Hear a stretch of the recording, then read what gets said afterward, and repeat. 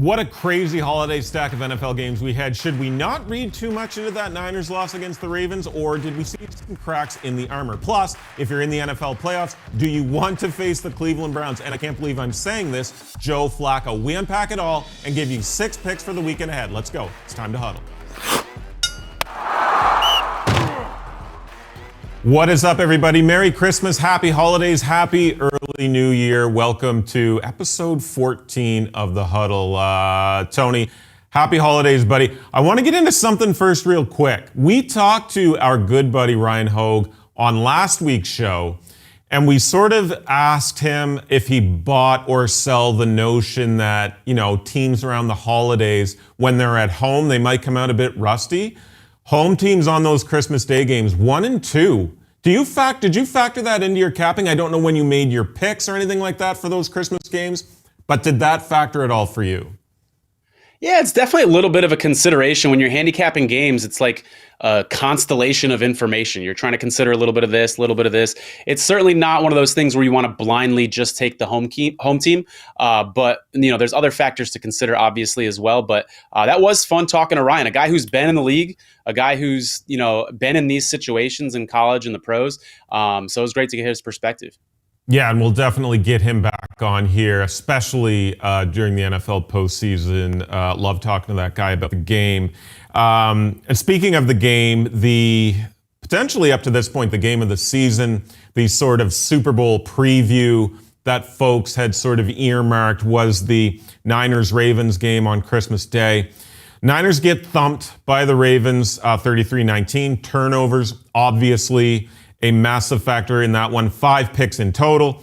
Purdy absolutely under pressure all night. Tony, as a Niners fan, as somebody, let's say hypothetically, you're dabbling in the NFL Super Bowl futures market, does this loss by our 49ers concern you? Honestly, it really doesn't. I saw Ben Fox posted a tweet to Twitter where he asked an odds maker, if the 49ers and Ravens were in the Super Bowl again, what would you make the line? And they had the 49ers as 2.5-point favorites. I kind of lean toward that sentiment as well, just because this was kind of a fluky game. And I know this is going to sound like a homer perspective of the 49er fan here saying, oh, the 49ers are fine, don't worry about it. But really, 3 of those 4 interceptions that Purdy threw were tipped up in the air. There are things that the 49ers could clean up. Eric Armstead was out for that game. I think a lot of people who aren't 49er fans don't understand what a big impact he has in the middle of that 49ers defensive line. Hopefully he'll be healthy in the playoffs. He'll get that foot rested. And the 49ers just signed Sebastian Joseph Day to back him up almost as a backup plan just in case. But if you get Armstead back and now you've got Sebastian Joseph Day as a nice rotational third defensive tackle, I think that's going to shore up the run defense a little bit. Jason Verrett is now in the mix for the 49ers, the cornerback position. Looking forward to looking at the tape because he was actually on the field, and I don't know how well he played in that game. I saw him on the field a few times, and so that's another nice depth piece for the 49ers. I think the 49ers are going to be fine. Let's not overreact to this one loss here. Yeah, I agree. There was definitely some overreaction with this game, especially when you take into account Purdy's box score, and I agree. The first pick, sure. But the next 3 were just kind of weird and unlucky. But the one thing for me about this game, do you think that the Ravens got to Purdy a little bit too easy throughout that game? They did, and it got worse when Trent Williams went out. And I was so glad. Believe me, I wanted the 49ers to win that game. But when they made the decision to not put Purdy back in, and when you saw Sam Darnold on the field, I was glad because Trent Williams was out. They had a guard playing tackle at times. They were literally down to their last offensive lineman on the roster. And so things got worse at that point. But I will say this about the 49ers offensive line coming into this game. I've actually been really encouraged, although, like you said, they didn't look good against the Ravens. You got to remember, coming into this season, the 49ers offensive line, the right side of it especially, was considered the weakness. They lost Mike McGlinchey. You've got Colton McKivitz as your right tackle. Nobody in the league outside the 49ers organization knows anything about this guy. The right guard position had question marks as well with Burford. And so that was considered their weakness. The last 2 weeks, up until the Ravens game, their right tackle, McKivitz, and their right guard were in the top 10 of Pro Football Focus for run block grades. And they did okay in the pass blocking as well. So this is an area that is shoring up for the 49ers despite what we saw against the Ravens. So if you want to give me a sample size of the last 3 or 4 games, I'm actually really encouraged with this 49ers offensive line. Yeah, definitely a good point there from that game. And another thing, the fallout from this game is the MVP race. And I don't know specifically if I can recall an MVP race that's been this crazy. Brock went into that one as a fairly clear favorite, around -200 to 300 in that vicinity. Now he's anywhere from 5-1 to 10-1. Lamar Jackson is the fave, around -150. CMC now about 3-1. What are your thoughts on this MVP race? And when the dust is settled, who would your money be on? Yeah, it's a great question. I think for bettors out there, you really need to separate what you think is going to happen and get your mindset set as you are a voter, right? Remember, for instance, that a lot of these voters aren't necessarily gamblers. So maybe they saw a tweet on Twitter where Brock Purdy's odds shifted, but they're not like necessarily following these odds moves every day like we are. Remember too that when these folks vote, they're now, unlike years past, they're now voting on a 1 through 5 for their MVP ballot. So keep those things in mind and put yourself from the perspective of one of those, I believe there's 50 of them, one of those 50 MVP voters, and what you think they're going to do. Kind of like the NFL draft, when that rolls around and there's the props, like, you know, is Bryce Young going to go number 1? That sort of stuff. It's like, you may think that this quarterback is better than this quarterback, and you may think this is what should happen if you were a GM, but what is that GM for the Panthers going to do in that situation? It's really important to keep that in mind. But Purdy now at 7-1, 8-1. It's interesting value. I've got an 18-1 ticket on Purdy, so I'm of course keeping my fingers crossed for that one. But I'm not buying any more of the 8-1, 7-1 at this point. Because if I was a voter, my 49er bias aside, I'd vote for Purdy. But I think that these voters might overreact to this Monday night game because it was billed as MVP versus MVP and he flopped. So he did, for sure. A lot of people sticking with those 4 picks, but let's not forget here, a guy by the name of Joe Montana, his career high in a game for interceptions was 4 as well. So take it with a grain of salt, but you're right. Voters will look at that, but there's also a good opportunity that, the Ravens have a tough game coming up. Maybe Lamar lays an egg and Brock plays Washington. And I'll get to more of that in my picks at the bottom of the show here, but he could have another box score, insane box score game coming up against this very bad Washington team. Speaking of elite QBs here, Tony, I've got to talk about the Cleveland Browns and Joe Flacco here for a second. Browns have won and covered the number in 3 straight games. Flacco is playing his position incredibly well, all things considered. The Browns closed the season versus the Jets and at the Bengals. We talked last week on the show about teams that you would not want to meet come playoff time. But it's crazy to think that the Browns could score a massive upset or 2 in the NFL playoffs? It's not a crazy thought when you've got a guy like that who's just chucking the ball up. I mean, he's taking bombs. This is the YOLO quarterback. I mean, he is clearly playing with house money at this point, and it's fun to watch because he's throwing these deep passes. In this day's NFL, 2023, when we're so used to, these shell defenses and these quarterbacks just, check downs, throwing, medium range passes, it's refreshing to see a guy like this chuck the ball up. But really, when it comes to Cleveland, you can't talk about the Browns without talking about that defense. Yeah. The key for them, though, if you look at their splits, Andrew, it's fascinating. They play so much better at home. Yeah. So if this is a Browns team that's going to be on the road in the playoffs, I think they're on a little bit shaky ground. If they could somehow get a home game in the playoffs, I would have a completely different opinion on it. I will say this about Flacco, though. I agree with you. He's playing very well. He's a huge upgrade to any quarterback that the Browns have had on their roster this year, including Deshaun Watson. But I do think we need to be careful with this hype on him. He's had a lot of interceptions this year. If you take his interceptions that he's had 1.75 interceptions per game. If you extrapolate that out, it's 29.75 interceptions for a 17-game season. So this is Jameis Winston territory of 30 picks a season. So you got to realize that this isn't a guy who's necessarily playing at a Pro Bowl level. He's not all pro. This isn't even the old Joe Flacco. He's just an upgrade from the Browns, and it's really, really fun to watch.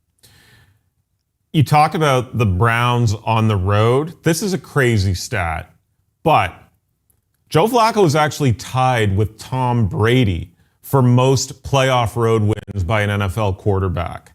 And Super Bowls don't count because obviously it's neutral site. But that stat is crazy to me. Another thing that might be crazy, do you think it's possible that this guy, who I believe didn't take a snap till week 13, can win the NFL Comeback Player of the Season?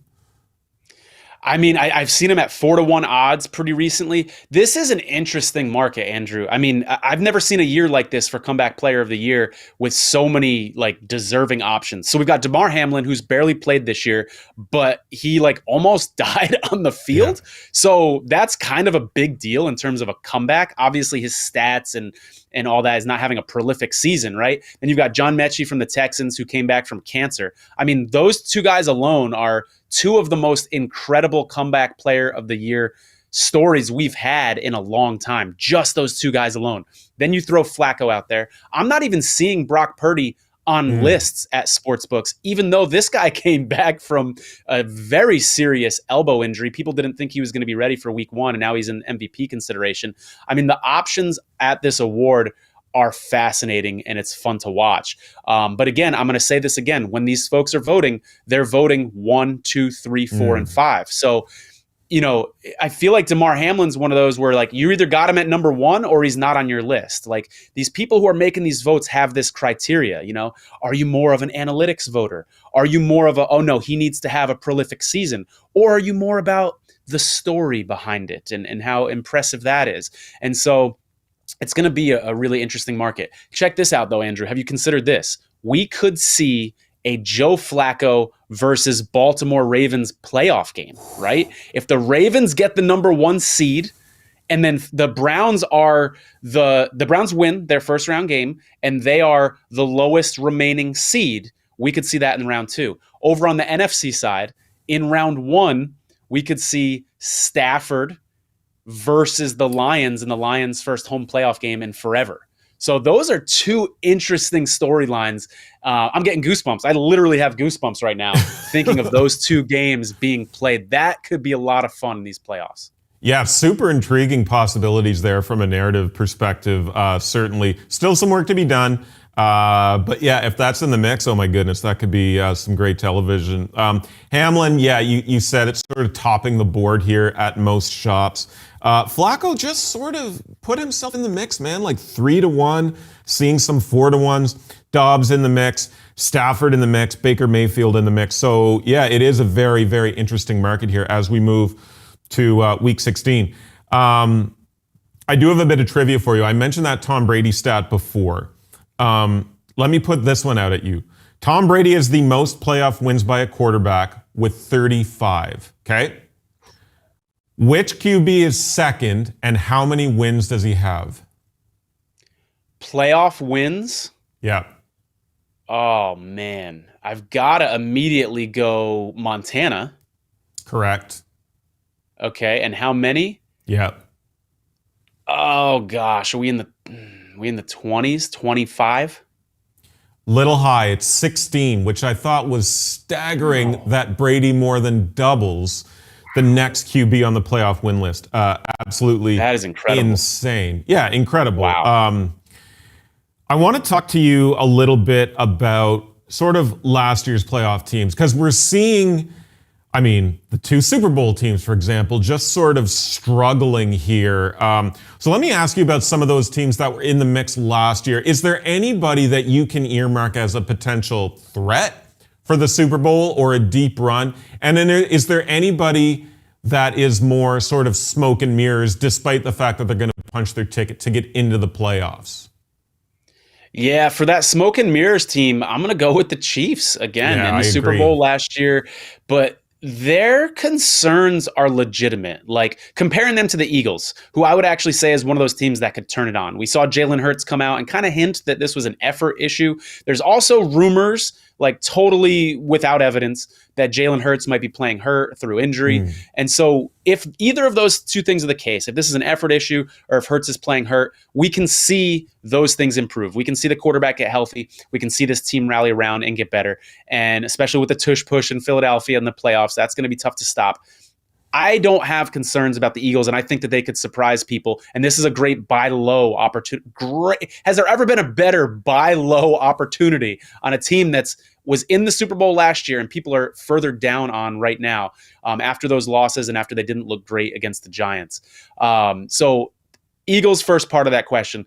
The Chiefs, man, wouldn't be surprised if this team lost in the first round of the playoffs. Yeah. Like even in a home game, I think their concerns at the wide receiver position and what we've seen from smart coaches, Antonio Pierce and other, defensive coordinators, they know how to play this team. They know how to frustrate Patrick Mahomes. We've seen him on the sideline throwing helmets, and he's very aggravated, Kelsey as well. And what defenses are doing are working because they're not scaring anybody at the wide receiver position.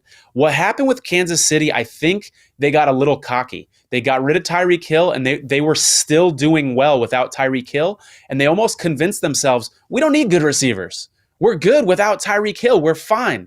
We've got Patrick Mahomes, all-world quarterback. We can skimp a little bit at the wide receiver position, and they are struggling there. The defense is improved from years past, but even the defense is showing some signs of leakiness too. So I think the Chiefs are in trouble in these playoffs. And by the way, they're not in the playoffs yet. If they lose next week, they will only have an 84% chance of winning the playoffs. So it's conceivable that the Chiefs could miss out on the playoffs, which is crazy this time of year to even be talking like this, considering the run that they've been on in years past. It feels weird.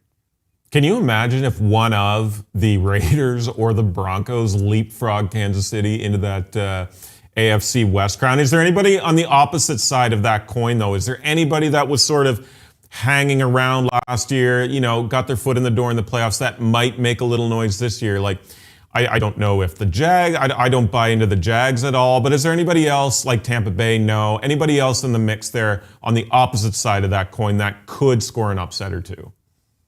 I'm going to go opposite here and actually say Tampa Bay. Yeah. Oh, wow. That team, okay. Yeah, that team is so all of their stars on defense, when you start naming those stars, or even, starters, Jamel Dean, the guys they've got at linebacker, they have a lot of star power in that team, but they haven't really been on the field all at once, right?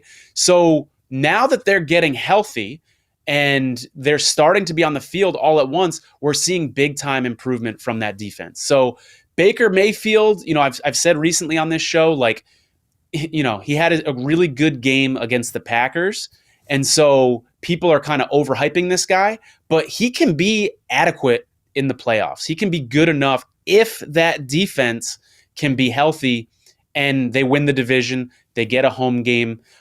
So again, I can't see the Buccaneers necessarily, if they're playing the 49ers or Eagles in a championship game, it's going to be tough to trust them. But if you're the kind of bettor that likes these really deep odds, I can see a path where if the 49ers or Eagles somehow get upset, that people will be sleeping on the Bucs. And I'd really like the Bucs as a kind of an ATS team in the playoffs to maybe score a close game when people are expecting them to be blown out. Very interesting. I still buy in fully that the Super Bowl is going to be Niners-Ravens. What do you think about a potential Super Bowl matchup? Is that what your heart says as well? I like the Niners and the NFC for sure. On the AFC, the Ravens are going to be tough to beat. People have to remember, this is a team last year, Ravens-Bengals, fourth quarter, that game's tied without Lamar Jackson. They had no Lamar Jackson on the road in Cincinnati, and that team, because they're so deep, because John Harbaugh is such a good coach, they almost scored an upset. So this is a scary team now. You want to maybe give them a first-round bye. You want to give them home field advantage throughout the playoffs, and they've got Lamar Jackson. I think you've got to, if you do like those exacta bettings, I think the 49ers and the Ravens are a good choice for that. Don't sleep on the Dolphins, though. This defense is coming around. I would love to see a 49ers Dolphins Super Bowl, Mike McDaniel, versus Kyle Shanahan. Not just because those guys are friends and they know each other well. It'd be a fascinating game to watch. But there's a lot of players on, Raheem Mostert, for instance, on the Dolphins, used to play for the 49ers. That would be fun to watch. But don't we all deserve a Super Bowl media week where we're getting Mike McDaniel quotes and reels, because this guy's fun to watch. I saw a reel recently. Someone had a great caption on it. This isn't my original joke. Someone else said this, but they said Mike McDaniel coaches like a kid who like was granted his wish, like a Make-A-Wish kid, to be given a head coaching job for one day. He's so like immature and not like unprofessional in a way that we haven't seen from coaches in the past. And I would love a media week of just him just being himself. It'd be a blast to watch. So I agree. He's soundbite gold. I had this conversation over the holidays, but I was talking to somebody and we were talking about head coaches and how we've completely now and potentially moving forward pivoted almost exclusively, not every case, but very, very popular trend is to hire head coaches that didn't play the game, at the very least at the professional level. Why do you think this is? Why do you think we're trending in this direction with NFL head coaches? It's interesting. I think that we're seeing a trend toward like players coaches, like coaches that the players like. And is there a correlation between, these guys that played in the league that might have more of an old school mentality, right?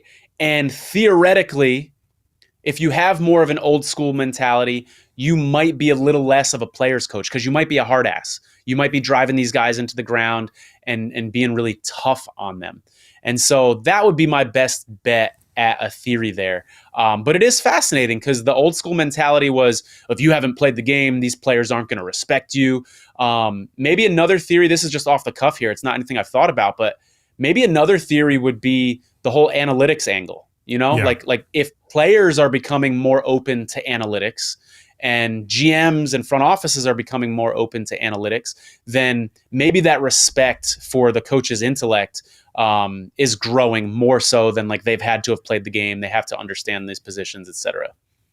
Yeah, I agree with that assessment there, that it's more of an analytical thing. A person I was talking to did not like it. Like he was like, no, I want, a football coach that has played the game, has been in the battles, and is a bit, rougher around the edges, for lack of a better term. But I think there is an analytic revolution, which we saw in baseball, more so front offices, 10, 15, 20 years ago, and through to today, of course. But it's interesting what's happening in the NFL on the sidelines there.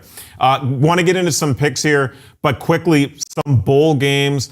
4 bowl games going today: VTech versus Tulane, North Carolina, West Virginia, Louisville, USC, Texas A&M, Oklahoma State. Dogs, slight edge, 11-9 against the spread in bowl games so far. Over, again, slight edge, 11-9 in our bowl games so far. What do you make of those numbers?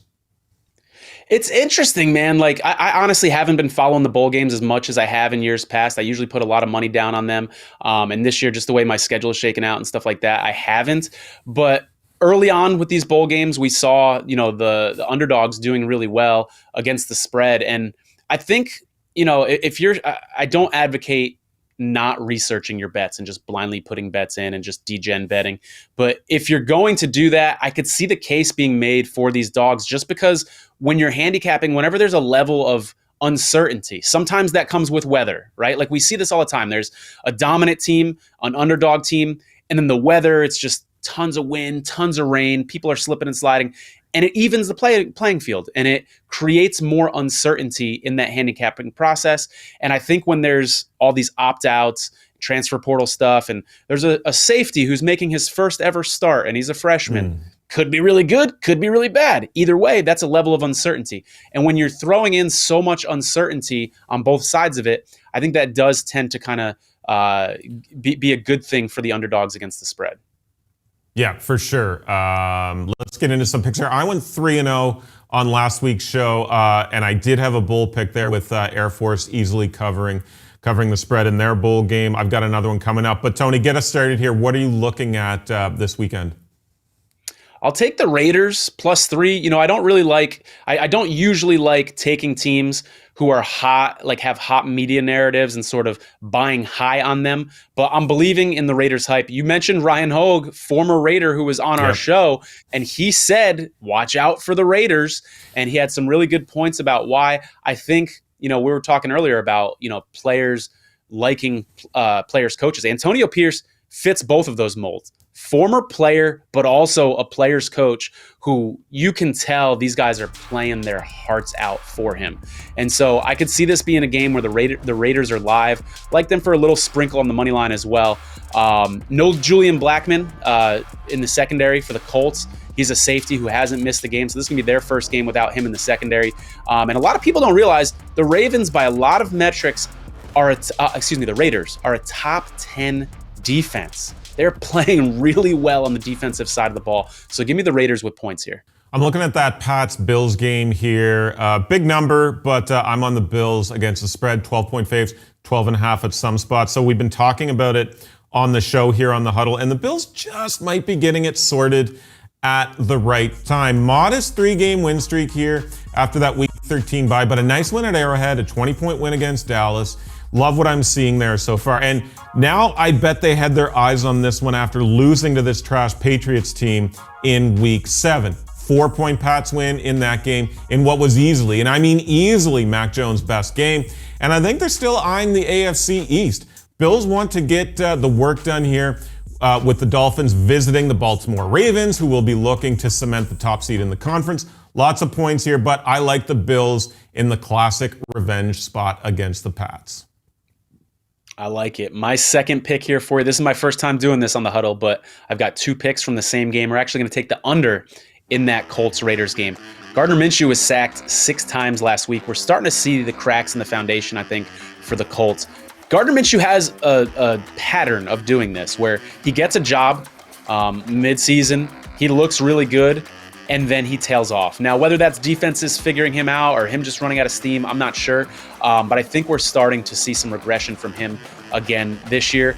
And I think Max Crosby is going to have a really, really big game for the Raiders. I think this is going to be a low-scoring game. Aiden O'Connell had under 100 yards last week in a win, by the way. The Raiders won, and he had under 100 yards passing. I think it was like 68 yards or something like that. And so the Raiders' offense isn't very impressive. But again, I'll say it again, top 10 defense. I think this could be a low-scoring game, despite the fact that the Colts have been a great team to bet over this season. I don't think O'Connell had a passing yard after the first quarter. I have to double check that, but I think everything came in the first quarter. I think everything came in the first quarter, which is insane. Yeah. 49ers at Washington, another big number here, and especially on the road, but I like the 49ers here as 13.5-point faves.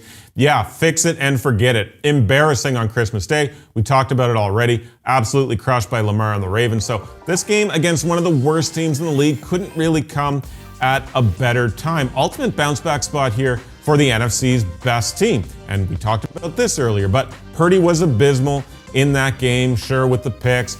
And he's free fall down the MVP odds board. But here we go with another shot against a really bad Washington defense overall, but really dreadful against the pass. So a matchup that you've got to favor Purdy and these skill position players, and it might be, his last chance to cement the MVP.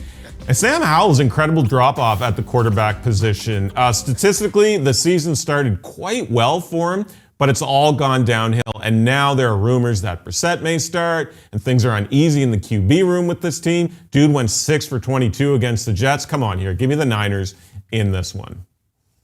I did really well last week when Brissett came in last week for the Commanders in live betting, because you saw it the week before. You saw when he came in, all of a sudden they were throwing to Terry McLaurin.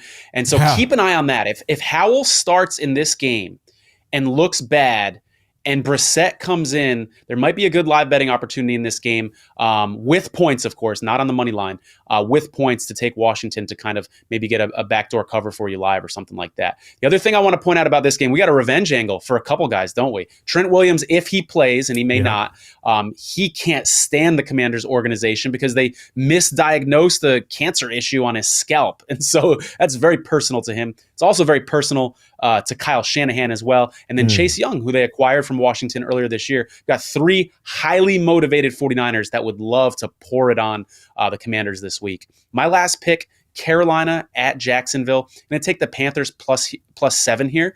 I'm not buying any Panthers hype. I actually am still pretty down on them this season. But this is really a numbers bet for me here. Whenever I've got a total this low, under 38, I like the underdog getting plus 7 points here. It's just too many points for a low total like that. Trevor Lawrence has thrown 5 interceptions in his last 3 games. Whether you want to blame that on his health or just Trevor Lawrence not being as good as people think he is, that's concerning as well. And Bryce Young is showing some improvement, arguably his best game of the season last week. And so those factors all combined, give me the 7 points for Carolina. Texas, Washington, one semifinal here. Give me I feel like I've been Pac-12 all year on the huddle here, but give me Washington plus 4 here against the Longhorns. Washington obviously going into this one unbeaten at 13-0, and there has been a few games that were really close. Think Washington State, both Oregon games, even that Oregon State game. But what happened? Penix led them and willed them to victory. So I love Washington in these close games. We talked a lot on the show in the final weeks of conference games that Penix wasn't looking right. But despite those sketchy weeks, he did whatever he could to get the Huskies a win. He's been sensational this season. And I like the age, the experience, and the leadership in this spot here for Penix and Washington. And Huskies beat Texas as 3-point dogs in last year's Alamo Bowl. Yes, there's been some roster turnover. There are a lot of familiar faces on both squads. Both QBs played really well. McMillan and Odunze had nice games. So I like a bit of familiarity here in this one. I'm riding with the Pac-12, and I believe we get a Pac-12 Big Ten championship game with Washington and Michigan there in college football. So there you go. 6 picks to sort your weekend out. One thing I want to leave you with, though, of course, the Pistons have set the record for NBA losing streak, 27 games, 8-19 against the spread in those games. So keep an eye out for the Pistons. I think they play the Celtics next, but when they play the Toronto Raptors, I believe it's Saturday. I think that's when the streak snaps. I think that's when it's all over. I think the Pistons get the dub in this one. So have a look. Consider maybe the money line in that one for the Pistons.